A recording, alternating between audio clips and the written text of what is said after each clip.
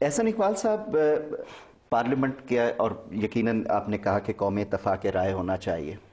طے کیا گیا کہ 5 ایسی کم از کم رپورٹیں ہیں جو پارلیمان کے سامنے رکھی جائیں گی. پرنسپلز آف پالیسی پہ council of common interest, national economic council, national finance commission, auditor general. رپورٹیں سالوں نہیں آتی، ان پہ بحث نہیں ہوتی. تو پارلیمنٹ تو اپنا جو ایگزیکٹو کو ایک اس کی اکاؤنٹیبلٹی کا اتنا بڑا میکنزم ہے، خود ایبڈیکیٹ کر. دیکھیے اس میں ظفر ایک جو بڑا مسنگ لنک ہے نا، پارلیمنٹ جیسے ابھی بات ہو رہی تھی کہ پارلیمنٹ ڈیموکریسی میں فنکشن کرتی ہے تھرو پارلیمنٹری اوورسائٹ. ایگزیکٹو کی جو گڈ گورننس ہے اس کی اکاؤنٹیبلٹی یا جواب دہی پارلیمنٹ پوری کو تو نہیں ہوتی، وہ اسٹینڈنگ کمیٹیز کے ذریعے ہوتی ہے نا. اب ہمارے ہاں اسٹینڈنگ کمیٹیز کی کوئی کیپیسٹی نہیں ہے. اسٹینڈنگ کمیٹی بنیادی طور پر جس وزارت کو اس نے اکاؤنٹیبل ہولڈ کرنا ہے اسی پہ انحصار کر رہی ہوتی ہے کہ وہ اس کو سیکریٹریٹ سپورٹ دے.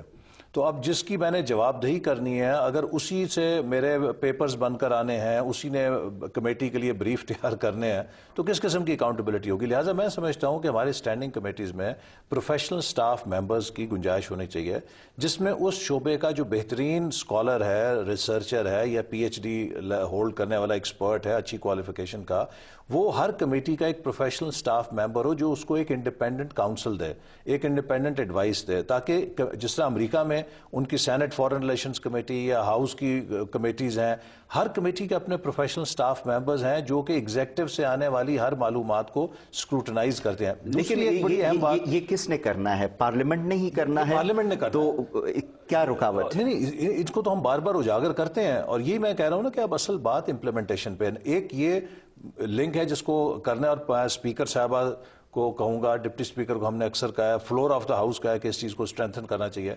دوسری چیز جو ہے، دیکھیے جس طرح بزنس میں کہتے ہیں نا مرجرز اینڈ ایکوزیشنز ہوتے ہیں کمپنیوں کے، وہ ڈیلز بہت آسان ہوتی ہیں.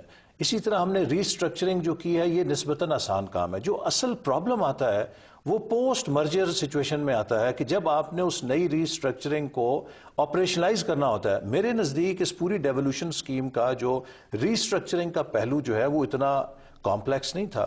جو پوسٹ ریسٹرکچرنگ فیز ہے، اگر اس کے لیے ہم نے کوئی میکنزم نہیں بنایا کہ اس کو ہم دیکھیں کہ کس طریقے سے وہ چل رہا ہے، تو اس کے کانسیکوینسز ڈیزاسٹرس ہو سکتے ہیں. اب دیکھیے تمام چیزیں جو ڈیوالو ہو گئیں، اب ان کو کس طریقے سے صوبوں کے اندر ہم دیکھ رہے ہیں کہ ہر صوبہ اس کی تیاری کتنی کر رہا ہے. ایک خطرہ کیا ہے کہ اگر ایک صوبے کی صلاحیت کم تر ہوگی، آپ نے ڈیولوشن تو کر دی، جو صوبہ زیادہ صلاحیت رکھتا ہے وہ اس ڈیولوشن کے نتیجے میں بہت تیزی سے اب آگے بڑھے گا، اور جو صوبے کی کیپیسٹی کم تر ہوگی وہ پھر اور تیزی سے پیچھے رہنا شروع ہو جائے گا. لہٰذا یہ خطرہ بھی ہے کہ اس ڈیولوشن سے صوبوں کے درمیان جو ہے فرق میں زیادہ نہ آ جائے کہیں. تو لہٰذا یہ ذمہ داری بھی تو کسی کی ہونی چاہیے وفاق میں کہ اس بات کو دیکھا جائے کہ صوبوں کے اندر یکساں قسم کی صلاحیت ہو، تاکہ اس ڈیولوشن کا سب کو فائدہ یکساں طور پر ہو. لیکن ہم نے رکھا آئین میں، آپ کی کمیٹی نے رکھا کہ انٹر پروونشل کوآرڈینیشن. لہٰذا اب وہ جتنے کوآرڈینیشن میکنزمز ہیں ان کو فعال بنانا، ان کو اس بات کا یقینی بنانا کہ وہ ڈیلیور کریں اور وہ فنکشن کریں، چاہے وہ سی سی آئی کی صورت میں ہے، چاہے وہ جو ڈیوالوڈ سبجیکٹس ہیں. مثال کے طور پہ ہیلتھ ہے. اب آپ دیکھیے کہ ہیلتھ، اب ڈرگ کی جو اس کی رجسٹریشن ہے اس کو کس طریقے سے آپ کریں گے؟ کیا آپ سارے صوبوں کو دینا چاہیں گے کہ ہر صوبہ ڈیفرنٹ ڈرگز کو کریں، یا جو صوبے کر رہے ہیں ان کے درمیان قومی سطح پہ کوئی مربوط اس کا آپ نظام بنائیں گے؟